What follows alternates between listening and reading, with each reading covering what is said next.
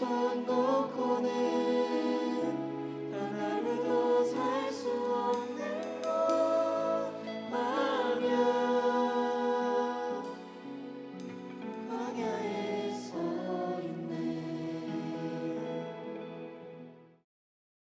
여러분, 우리가 어떤 일을 마주하고 대할 때 두 부류의 사람으로 나뉩니다. 긍정적인 사람 혹은 부정적인 사람. 어떤 일을 나에게 맡겨 주셨을 때 저는 못해요, 저는 할 수 없어요, 이렇게 얘기하는 사람이 있는 반면 한번 해볼게요, 한번 할 수 있을 것 같아요, 이렇게 받아들인 사람들이 있죠. 학교에서 조별 과제 같은 거 아마 많이 해봤을 텐데 그런 부류의 사람들이 나뉘게 되잖아요.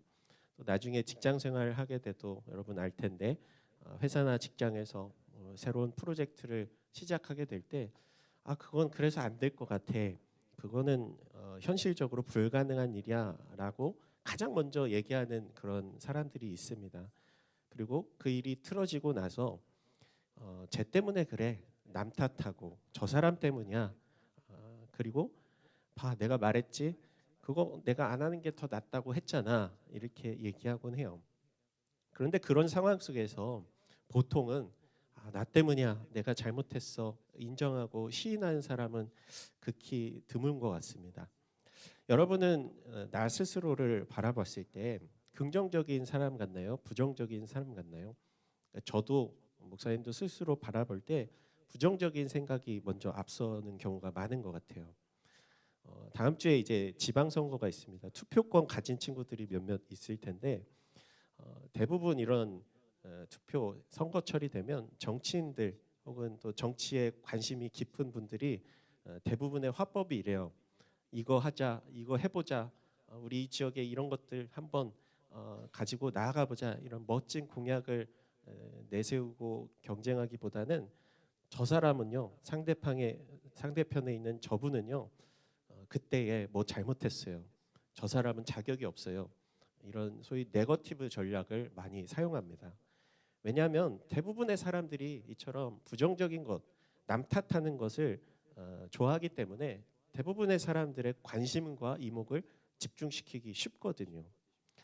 그런데 여러분, 이러한 부정적이고 비판적인 사고방식이 무조건적으로 나쁘다고 볼 수는 없기도 하죠. 문제에 대해서 문제의식을 가지고 또 고쳐 나가야 사회도 발전하는 것이고, 또 내 몸에 암덩어리가 발견됐으면 그걸 빠르게 수술하고 제거하는 것이 우리의 삶을 위해서 필요한 것처럼 이게 어느 정도의 비평적인 비판적인 사고도 필요합니다. 그러나 소위 이제 무지성 비판 이런 것들은 피해야 하겠지요. 건강한 비판이 아니라 무작정 까내리고 보는 그런 식의 사고는 나에게도 남에게도 크게 도움이 되지 않는다는 거예요. 성경에 예수님께서 이렇게 말씀하셨어요. 남의 눈에 티끌은 지적하면서 내 눈에 있는 들보는 보지 못한다. 예수님의 이 말씀처럼 그 비판이 사실은 나에게 향하게 될 때, 나에게 적용되게 될 때 그 누구도 그 비판에서 자유로울 수 없다는 것을 우리는 생각해야 합니다. 우리 출애굽기 말씀을 계속 나누고 있는데요. 이집트에서 나온 이스라엘 백성들, 소위 노예로 종살이하던 노예 생활하던 이들의 사고 방식은 철저하게 노예적 사고 관념, 패배 의식이 굳어져 있었습니다. 그냥 위에서 시키는 대로 일하고 그저 우리가 할 수 없어, 우리는 이 영역 밖에서는 이룰 수 없어, 이런 사고관념이 지배하고 있었어요. 출애굽 직전에 모세가 이스라엘 백성들을 찾아갔을 때요, 하나님께서 당신들을 자유롭게 하실 것입니다 선포했을 때 이들이 믿지 않았어요.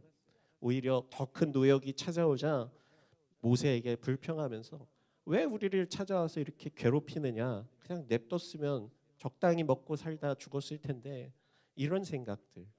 그런데 이 노예적 근성이 출애굽 이후에도 지속적으로 모세에게 이 불평을 늘어놓는 모습으로 나타나게 됩니다. 광야로 나왔어요. 먹을 게 없는 거예요. 왜 우리를 여기 끌고 나와서 죽게 만드느냐? 고기 먹고 싶다. 우리 이집트에서 차라리 노예로 있을 때는 수박도 먹고 참외도 먹고 맛있는 과일들 먹을 수 있었는데 이게 대체 뭐냐? 불평이 끝이 없는 거예요. 방금 전에 조금 전까지 10가지 재앙으로 그 하나님의 놀라운 기적을 보았는데 방금 전에 홍해를 건넜는데 방금 전에 하나님께서 놀라운 기적으로 이들을 이집트에서 꺼내 주셨는데 하루가 지나면 까먹는 어제 무슨 일이 있었냐는 듯 우리가 언제 홍해를 건넜냐는 듯 하나님께 원망하고 불평하고 있는 그 모습을 성경에서 찾아볼 수 있었어요. 놀라운 기적으로 큰 승리를 주신 하나님께 대한 그 은혜는 금세 잊어버리고요. 하나님과 모세에게 원망과 불평을 끊임없이 늘어놓는 모습, 그것이 이스라엘 백성들의 모습이었다는 것입니다. 하나님은 이런 패배주의적 사고, 이스라엘 백성들의 이 노예 근성에서 벗어나도록 하시기 위해, 그리고 이제 하나님의 백성답게 바꾸시기 위해, 만드시기 위해 이 광야에서 훈련시키시기 시작하시는데요. 오늘 설교의 제목처럼 하나님은 이 광야에서 불평하는 이스라엘 백성들을 광야 훈련소로 끄집어내시고 이들을 본격적으로 훈련시키시는 장면이 성경에 기록되어 있습니다. 처음 이스라엘 백성들이 이 신광야를 출발해서 이곳저곳 지나고 이 르비딤에 도착했습니다. 출애굽기 17장 1절과 2절 말씀 같이 한번 읽어볼까요? 이스라엘 온 회중이 신광야를 출발해 여호와의 명령대로 이곳저곳을 지나 마침내 르비딤에 진을 쳤습니다. 그러나 거기에는 백성들이 마실 물이 없었습니다. 그러자 백성들은 모세에게 대들며 말했습니다. 우리에게 마실 물을 주십시오. 모세는 그들에게 너희가 왜 나와 싸우는 것이냐, 너희가 왜 여호와를 시험하는 것이냐 하고 말했습니다. 이 광야에서 이동하는 이 이스라엘 백성들이 르비딤이라는 곳에 도착합니다. 근데 그곳에 갔더니 마실 물이 없던 거예요. 강물도 없었고 샘도 없었고. 그래서 이스라엘 백성들은 모세에게 물을 주십시오 이야기하는데 이것이 어떻게 보면 대드는 태도로 싸우기 시작합니다. 당신 때문에 우리 이제 다 목말라 죽게 생겼습니다. 이런 식으로 얘기를 하고 있는 거죠. 근데 여러분, 이 이스라엘 백성들이 지금 물을 요구하고 있는 이 시기는요, 그 직전에 배고파요, 만나 주세요. 배고파요, 고기 주세요. 그래서 하나님이 만나와 메추라기를 내리신 후에 일어난 사건인 거예요. 이미 이스라엘 백성들은 하나님께서 먹을 것과 마실 것들을 공급해 주실 수 있는 분이라는 것을 알고 있으면서도 그것을 금세 잊어버리고 또다시 불평하고 있는 상황인 것입니다. 하나님께서 충분히 이들을 살리시고 광야에서 이끌어내실 분이시라는 것을 경험하였는데도 불구하고 이들에게는 원망과 불평이 앞서고 있던 거예요. 왜요? 지난날까지의 그 패배주의적 사고가 계속해서 이들을 붙잡고 있는 거죠. 그런데 여러분, 우리 삶에도 마찬가지로 여러분의 삶에, 우리의 삶에 이런 고난과 문제가 찾아왔을 때 우리도 먼저 원망하고 불평하고 있지는 않나요? 근데 우리도 하나님께서 이 모든 상황에서 우리를 건져주실 분이시다라는 그 믿음, 그분이 우리를 충분히 이 문제에서 해결해 주실 분이시라는 그 믿음을 가지고 나아가야 할 것입니다. 여기 남학생들은 빠르면 이제 1, 2년 뒤에 너무 기대되지 않으세요? 요즘 군대는 이제 병영 캠프다 이렇게 말할 정도로 예전에 군대보다 훨씬 편하다고는 하지만 사실 누구에게나 나의 군 생활이 제일 힘든 거예요. 군대에 가면 가장 먼저 이제 5주간의 훈련소 생활을 하게 됩니다. 저도 이제 군대 갔다 온 지 꽤 오랜 시간이 지났는데도 그 훈련소의 시간이 잊혀지지가 않아요. 얼마나 끔찍했는지. 5주 정도 이제 처음 머리 밀고 들어가죠. 생판 모르는 사람들하고 이제 같이 자야 되는데 코 고는 사람이 얼마나 많은지 그 친구들만 따로 떼놔도 저 건너편 방에 있는데도 그 소리가 다 들려요. 요즘은 그래도 이제 침상이나 이런 것들이 잘 돼 있을 것 같긴 한데 5주라는 시간이 얼마나 안 가는지 1년 같이 느껴졌던 기억이 있습니다. 그런데 이곳에서 뭐 계급장도 없이 지내는 그 시간 속에서 뭘 배우냐면 제식, 사격, 화생방 훈련 이런 것들을 이제 기본적인 것들을 배우는데 가장 먼저 훈련소에 들어갔을 때 하는 게 뭐냐면요. 그동안 사회에서 입고 있었던 옷을 벗어서 박스에 포장합니다. 신발, 모자 다 집어넣고 집으로 택배를 보내요. 그리고 거기서 나눠준 생활복과 이제 전투복으로 갈아입어야 합니다.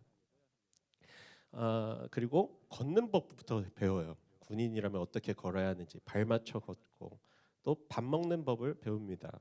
어떻게 식판에 밥을 놓고 어떻게 먹어야 하는지 잘 때 이불 개는 법을 배웁니다. 어떻게 이불 정리를 해야 되는지 완전 처음부터 끝까지 내가 지난 날 동안 살았던 방식을 다 고쳐야 하는 거예요. 하나하나 다 바꿔야 해요. 군인다운 모습으로. 여러분 광야 훈련소는 마치 이와 같았습니다. 지난날 이집트에서의 삶 속에서 내가 가지고 있었던 그 삶의 방식들을 다 하나하나 내려놓고 이제 지난날 이집트에서 섬기던 그런 다른 신들, 다른 문화 이런 것들을 다 버리고 이제 하나님의 백성답게 먹고 자고 생활하는 법으로 싹 다 바꾸는 시간들이었던 거예요. 이스라엘 백성들이 밥을 어떻게 먹어요? 하늘에서 내리는 만나를 주워 먹습니다.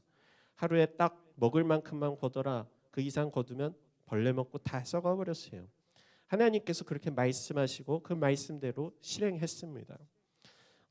이 만나라는 것이 원래 원어로 이 어원이 뭐냐면 히브리어로 만후인데 무슨 뜻이냐면 이게 뭐예요? 라는 뜻이에요. 그러니까 사람들이 이걸 처음 딱 보고 이게 뭐야? 여러분도 만나를 딱 보고 이게 대체 뭐야? 이렇게 얘기할 거예요. 와 이게 맞나? 이게 먹는 게 맞나? 이렇게 얘기하겠죠. 무슨 뜻인지 확 와닿죠. 근데 여러분 생각해 보세요. 훈련소에서의 5주의 시간 군인으로서 진짜 안 가거든요. 집에 너무 가고 싶고 내가 여기 왜 있어야 하나 싶고 그런데 그 훈련소에서의 시간은 결코 영원하지 않다라는 것입니다.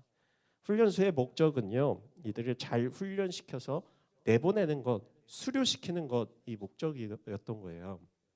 5주 동안 군인답게 그들의 삶을 고쳐서 이제 부대로 자대로 보내는 것이 그 목적이었습니다. 마찬가지로 하나님께서 이 광야 훈련소에서의 생활도 마찬가지였다는 거예요. 이곳이 이들의 종착지가 아니라 광야를 거쳐서 광야의 훈련소를 수료한 이후에 이 약속의 땅으로 향하도록 하고 있었다는 것입니다. 근데 여러분 우리가 패배주의 어떤 노예적 사고를 가지고 있으면요. 마치 이스라엘 백성들처럼 이 광야가 마치 인생의 끝인 것처럼 이 광야에서의 여정이 마치 우리의 삶의 종착지인 것처럼 생각하고 불평하기 시작해요. 야, 우리가 이제 광야에서 죽게 되었구나.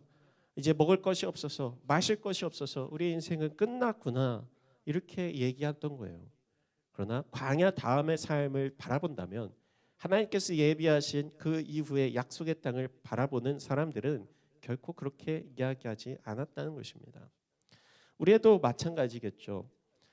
나는 성적이 왜 이래? 다른 친구들은 뭐 고액 과외 받는다는데 나는 외모가 왜 이럴까? 저 서울의 어떤 사람들은 돈 많아서 성형했다는데 나는 왜 연봉이 왜 이래? 나도 하이닉스 들어갈 걸. 삼성에서 그 많은 월급 받는 분들이 지금 하는 얘기예요. 그런데 이 땅에서의 삶을 마치고 그 다음이 있다는 것을 우리가 믿음으로 바라본다면요. 우리는 하늘의 것들을 기대하게 되는 거예요.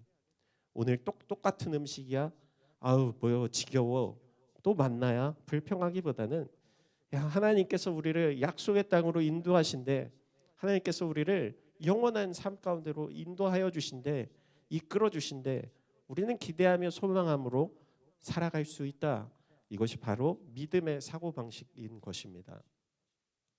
여러분 우리의 삶 가운데 마치 물이 없는 것처럼 또 먹을 것이 없는 것처럼 여러 어려움과 고난이 찾아왔을 때 우리는 먼저 기도해야 합니다. 3절과 4절 말씀 같이 한번 읽어볼까요? 그러나 백성들은 거기에서 목이 말라 모세를 원망하며 말했습니다. 당신이 왜 우리를 이집트에서 데리고 나와 우리와 우리 자식들과 가축들을 목말라 죽게 하는 것입니까? 모세는 여호와께 울부짖었습니다. 제가 이 사람들을 어떻게 합니까? 그들이 제게 돌을 던지기 직전입니다. 이 이스라엘 백성들이 모세에게 화내면서 따져요. 이제 돌을 들어 죽일 직전에 놓입니다. 그런데 모세는 하나님께 부르짖는 거예요. 하나님께 기도하는 거예요. 모세 또한 자신들에게 분을 내던 이 백성들로 인해서 큰 두려움에 빠지게 되는데 이 문제를 인간적인 방법으로 도무지 해결할 수 없는 그 상황에서 하나님의 도우심을 구하고 있는 것입니다.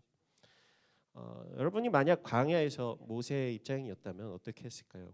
물이 없으면 사람들 모아서 야 땅이라도 파봐라. 물이 나오지 않는 그 그곳에서 물 있는 저 강이라도 한번 찾아봐라. 이렇게 해야 하는데 하나님은 그 자리에서 반석에서 물을 내시는 그 놀라운 기적으로 이들을 인도해 내셨고 모세는 그 하나님의 능력을 구했다라는 것입니다.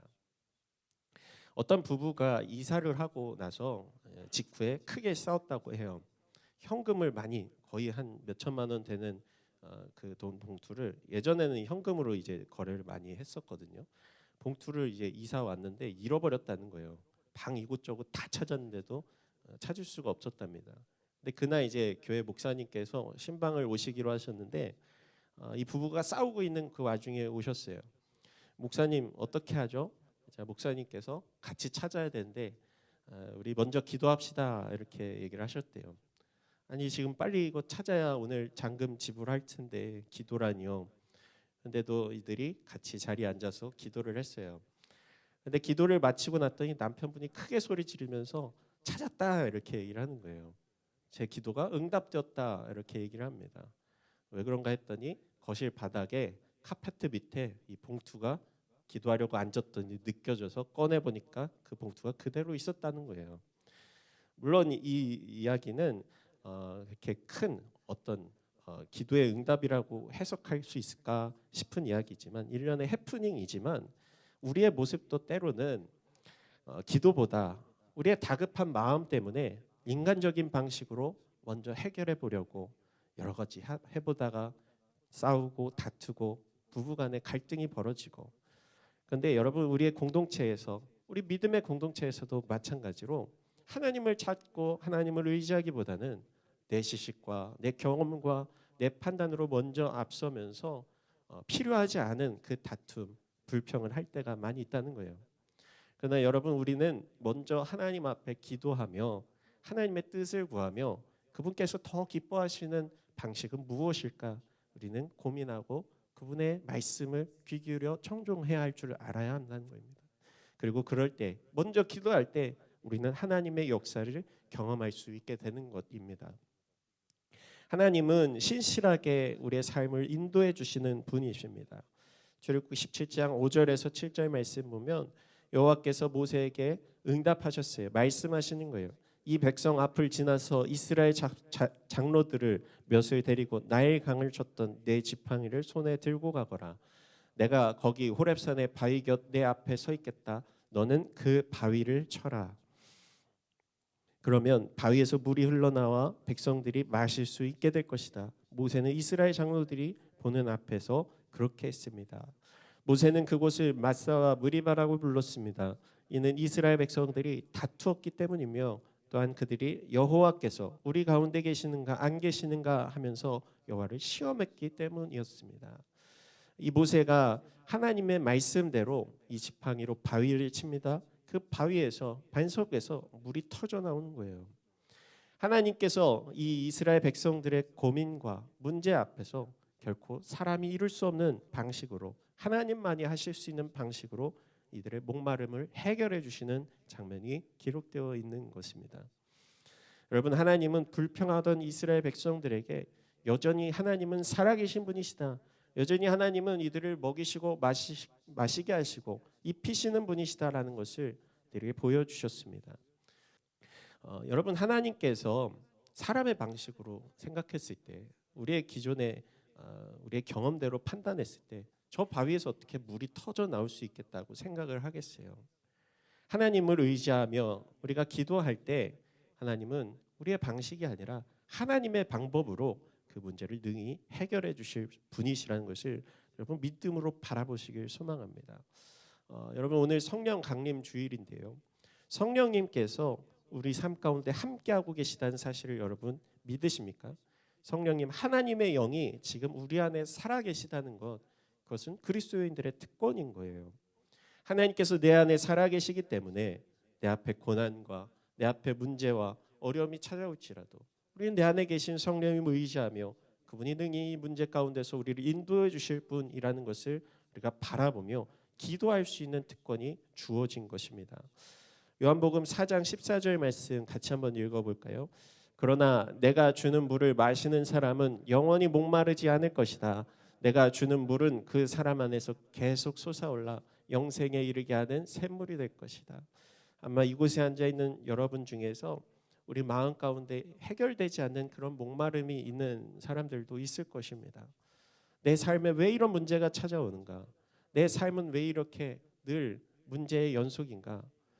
목마르고 메마른 심령 가운데 예수님이 말씀하셨어요.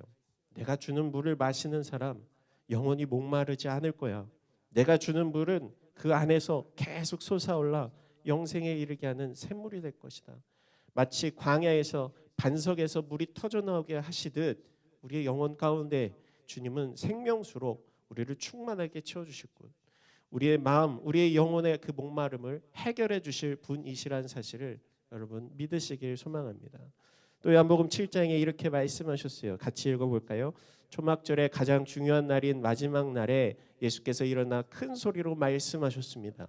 누구든지 목마른 사람은 다 내게로 와서 마시라.